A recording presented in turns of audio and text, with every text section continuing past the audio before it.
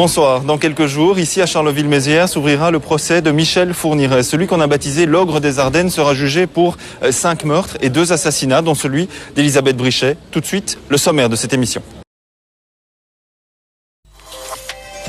Met de zomer in zicht denk je er misschien over een zwemvijver in de tuin te maken. Maar het is niet makkelijk om zo'n waterpartij op de juiste manier te onderhouden. Koen laat de kenners op je los. In Groene Vingers.